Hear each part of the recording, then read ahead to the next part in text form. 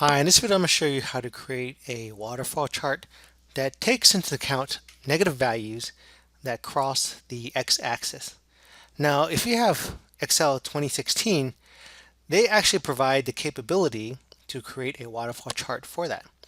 If we go into Insert and click on the Charts group, and you click on the Insert Waterfall, you can actually insert a waterfall chart, and it does it really nicely. You can see here that we have our waterfall chart that's created here. And if I have something that goes well beyond the 0 of the x-axis, like let me put something like 1,000, not 10,000, 1,000. You can see it's pretty much, well, that's probably pretty drastic. Let's try negative 500. Yeah, here, that's a little bit better. You can see that it has crossed the x-axis. Well, it crossed 0 here. And in essence, when you think of the x-axis as 0, it's actually crossed the 0 x-axis. Now in Excel 2013, there is no insert waterfall chart. So we have to create some helper columns to do that. And we're going to create some helper columns here, C to F, to do that. You can see here, if I did something like make this negative 500, as I did in the other tab, it will accommodate that. You can see that our x-axis is kind of moved up a little bit, and it's accounted for the negative values below that traditional horizontal axis. So let's see how we create this. I'm going to make this a little bit smaller, this particular chart a little smaller, so we can reference it. Move it over here to the right, and let's copy this set of data. Control C to copy. I'll put it over here. Control V to paste. And let's just delete all this, and we'll start from scratch. A couple things to take note of for these helper columns here. My start and end values, they're the ones that populate these gray columns here. And this pre and post column, these values, they actually populate the bars here. You may think that these bars are column chart bars, but they're not. These are actually up and down bars that are a feature in line charts. So I'll show you how to create that. And this column here, this labeled column data, is actually values that help us chart or create the labels above these up and down bars in the line chart. So let's see how we create this. So my start and end data are always going to be the values that preceded the accumulation of these values. So the first one is always going to be 200. And the last one, the end data, is going to be the sum. Let me press sum tab of all the values here. Press enter. So you notice that it's 100, so it matches up here. Now my pre-data is going to be the data that is the sum of the values before that particular value row. So this is always going to be the sum of this value, and for the first value going to be the sum of it plus itself. So I'm going to do sum and colon itself, and I'm going to click on the F4 key to lock that value in place. So when I copy the formula down, that value B14 or that reference will stay consistent, and B14 will increment to B15, B16, etc. So let's close that and press enter, and you notice that that's 200. If I drag the fill handle down here, you notice that it increments. So 250 is going to be the sum B14 and B15, and in this row, that's the sum of B14 to B16, which is here, right? So we have our sum is 250. Now our post data is the data that is the value that occurs after inclusive of that row data. So I'm going to say equal sum of this value colon and also that B14. So instead of B15, instead of having B14, let's make that B15. And I'll also change that, put a dollar sign, press F4 to put the dollar signs in front of that, so that stays constant. But B15, as I drag the formula down, it'll go to B15, B16, B17, B18. Let's close parentheses, press enter, and that's 250, which is the sum of those two. Let's go ahead and drag the fill handle down here, so it's going to copy the formula down. So negative 250 is going to be the sum of these, so it's inclusive. You can see that that's the sum of that, and the rows afterwards are going to be the sums beginning with the start and also inclusive of that row. So that's what's happening. So if you notice here, my pre is this value, so that's going to be the value before this particular row happened, which is 200, and after including that value 50, it's going to be 250, right? So same here, we're going to have 250, which is the value before we had this, which is the sum of these two, and what is the value afterwards when we have the sum of these two plus that one, right? So that's going to be, I'm going to use that for my line chart. So when I create these up and down parts, up and down bars, it's going to show the delta between these two values, right? And for this label column data, let's do that one later, and I'll show you why it's important. What we're going to do now is take my values here. I'll take this one and include my start and end date, and also my pre and post. And I pressed the control key so I can select discontiguous values. So I didn't want to include that row. With these selected, so what I'm going to do is create a combination chart. I'll click on the arrow here, and I'll go to all charts and click combo. And it's going to give me my chart type. I can select my series name and select which one is going to be the column and which one is the chart. So my start and end, that's going to be, so I have my clustered column chart, which is correct. My pre-chart, I want that to be a line chart. Here it's selected cluster. Excel thinks that it's going to be a cluster, but it tries to do its best guess for that. But I want this to be a line chart, and it guessed correctly for my post. So that's going to be also a line chart. Click OK, and now you notice that I have a seemingly weird chart. But what we want to do is create these up and down bars and kind of hide these lines. I can select any of the lines here. I'll just select this one, which is the post. You can see it's selected here.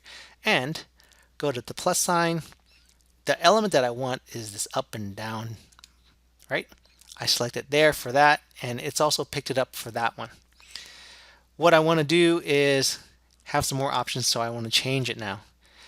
So our post is basically what we have that is negative, right? So we have these values that are negative and these values are positive, right? The first value here, you can see it's positive. It's our second value is negative. So let's kind of change the color scheme there. Negative is traditionally red, so I'll just change that to a red color. And oops, that was the border, not, I don't want to do that. Let's say no line. Let's do the fill. The fill is going to be a solid fill, and that's going to be red. Right, so now it's red. And here, for the values that are positive, you can see that's value 1, value 3, value 5. Those are positive. That's going to be a solid fill, and traditionally, it's green. Right, positive numbers are green.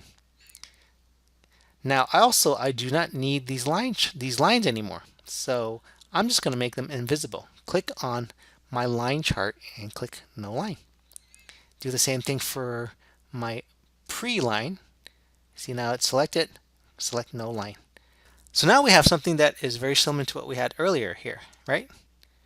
And I just need to change some of the coloring or get rid of some things. I'm going to get rid of the grid lines here. Select the grid line. Whoops. Select the grid line here. You can see that now that's selected. Press delete. Let's just change this also to a gray. I selected that, right click and select format data series, and I'll click my paint bucket, solid fill. Let's make that gray. All right, I'll make that a kind of a darker gray. I guess that's okay. All right, close. And now I have my values here. So what also needs to be done is some labeling. Two aspects of labeling. Labeling for the different columns or these up and down bars, and also labeling of this particular axis. Let's start off with the bars here first. Now, for the column data, what I want to do is for for each of these up and down bars, I want to have the label on top. Well, the label on top for the start and end is actually pretty easy. I'm going to right click I'm going to select it and right click add data labels. And it's added a label on the top here, so you can see that it's picked it up from the cells here. Now for here, it's not as easy. What we want to do is we want to have maybe with the values on the top, and what I can do is I want to make sure the maximum value shows up. So what I'm going to do is I'm going to put another chart type in here, and it's going to be a scatter chart type, but I'm going to hide that data, and I'm just going to use that particular data to add a label. To do that, I want to make sure that the maximum value is the maximum between these two. So 200, of course, 250, of course, is the maximum here in these two values. In this particular set, 250, of course, is the maximum of negative 250. So let's put that together, and we use the max statement, right? Max tab, and I'll just select this range, press enter, take the fill handle down here and drag it to copy the formula. And so you see that it's picked it up here. What I want to do now is add this particular series of data into the chart. I'll just right click here and click select data. It's going to ask me if I want to add, so I'm going to add this particular set of data. You can see that it's kind of picked it up here for the other data. So I want to make sure that I select the right number of cell values for that particular series. I'm going to click on add, and for series name, it's under label column, and for the series value, we're going to pick up this particular set. Click OK, and click OK, and you'll notice that it really didn't seem like it did too much, right? When I clicked on the value here, you can see that it did select that, but it didn't do too much here. And I want to make sure that this is a scatter chart. It added these strange values here, but let's not keep those there. With that selected, right click and go under change chart series type and make sure this particular one is a scatter chart. Let's select the scatter chart here, right? All right, click OK, and I have my scatter chart, and it's picked it up and it's made those scatter points this kind of yellow dot. I don't want that dot, but I want the labels for that dot. I'm going to click on that dot, right click, and add data labels. So it's added these data labels here, which are these values. I don't want those values for data labels. I want these values, value 1 to 5. So I'll select on my labels, right click, and go into format data labels, and under the label options, I want the values from cells. I want to pick those cells. I'll click on that and click on the data label range, which is here. So these are the values that I want for my data label range. Click OK, and let's get rid of the Y value and get rid of the show leader lines because I don't want that there. And I want this on the top, not on the right side, but on the top, just like it shows up here at the start and end. So have that on above, and I just want to get rid of these dots. I don't want them to show up. I wanted them to be invisible. I'll select on the particular dots there, and let's see where we have. These are markers, so, and it's yellow. I'm going to click on no fill and no border. So essentially they're there, but they disappear. X that to close it, and now I've got my values here. One more thing that we wanted to take care of is my lines here. Select on my axis, right click, go to format axis, and I want to have the labels at the bottom. So it's going to be low. Click on low, and now it's showed up at the bottom, right?